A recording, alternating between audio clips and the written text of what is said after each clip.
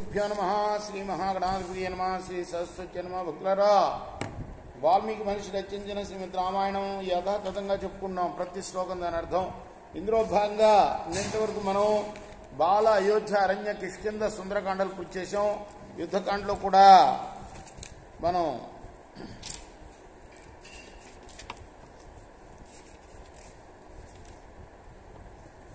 29 సర్గలు పూర్తి చేసి 30వ సర్గలోని 21వ శ్లోకం వరకు చెప్పుకున్నాం.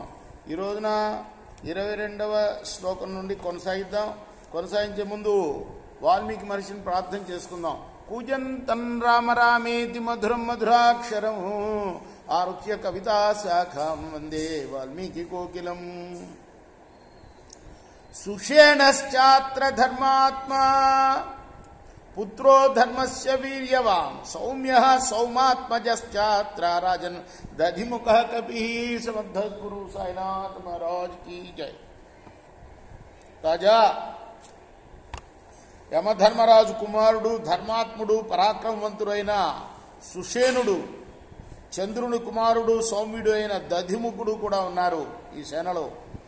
సుముఖో దుర్ముఖశ్చైవ వేగదర్శీ చ వానరః మృత్యుర్వానర రూపేణ నూనం స్పృష్టః స్వయంభువా.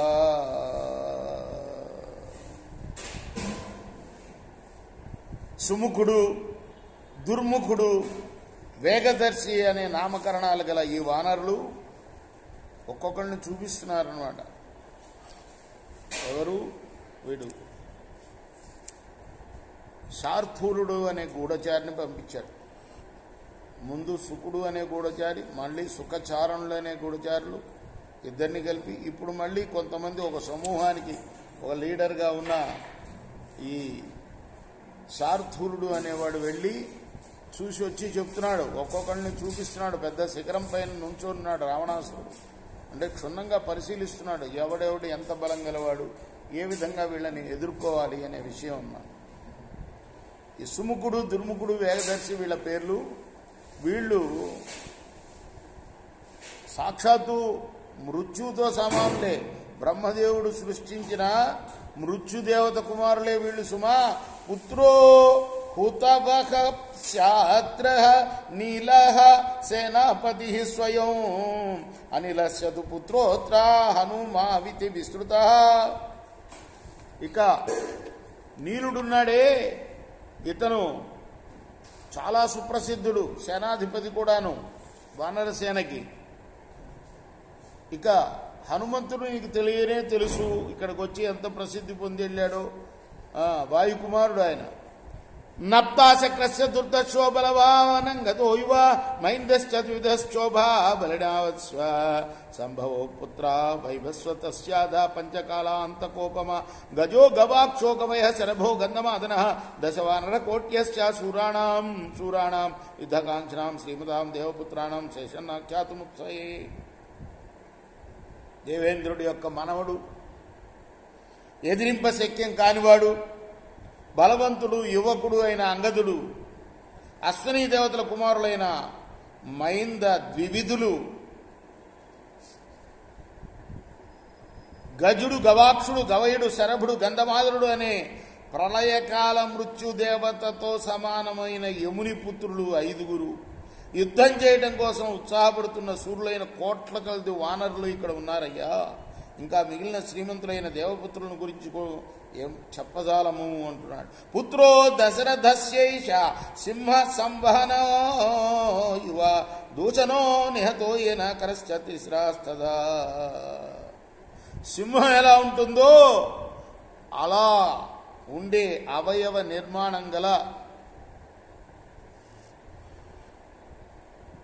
ఈ ఒకడు సాక్షాత్తు దశరథ కుమారుడు.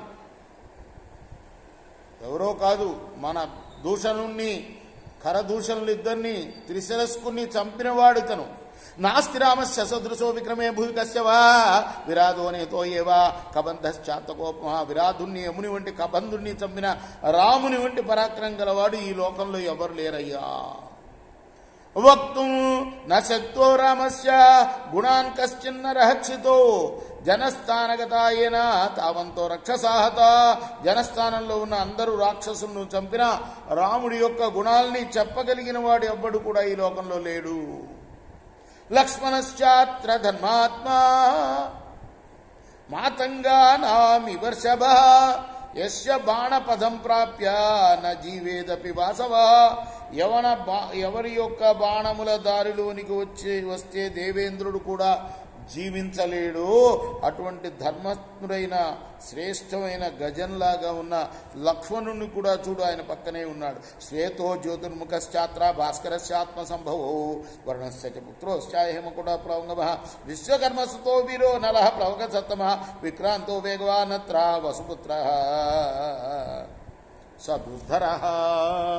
ఇక సూర్యుడి కుమారులైన శ్వేత జ్యోతిర్ముఖులు, వరుణుడి కుమారులైన హేమకుంటుడు, విశ్వకర్మ కుమారుడు వీరుడు అయిన నీలుడు అనేవాళ్ళు వానర శ్రేష్ఠులు వీళ్ళు. ఇంకొకడు ఉన్నాడు వసువుల కుమారుడు, మంచి వేగం గలవాడు, విక్రమం గలవాడు, వేగవంతుడు, దుర్ధరుడు అతని పేరు. అతను కూడా ఇక్కడే ఉన్నాడు. రాక్షసానాం వరిష్ఠశ్చ తవ భ్రాతా విభీషణ ప్రతిగృహ్య పురీం లంకాన్ రాఘవస్యైతేరత. ఇక అన్నిటికన్నా ముఖ్యమైనాడు నీ సోదరుడు నాడే విభీషణుడు. రాముడి యొక్క హితాన్ని కోరుతూ లంకను ముట్టడించి నిలిచి ఉన్నాడయ్యా. ఇప్పుడు ఇది సర్వం సమాఖ్యాతంత వేదం వారణంబలం సువేలాధిష్ఠితం శైలే శేషకార్యే భవాన్ గతి. సువేల పర్వతంలో ఉన్న వానర సైన్యాన్ని అంతా వర్ణించి చెప్పాను నేను. ఇకపైన ఏం చేయాలో నువ్వే నిర్ణయించాలి రాజా అన్నాడు. ఎవరు వాడి పేరు? శార్దూలుడు.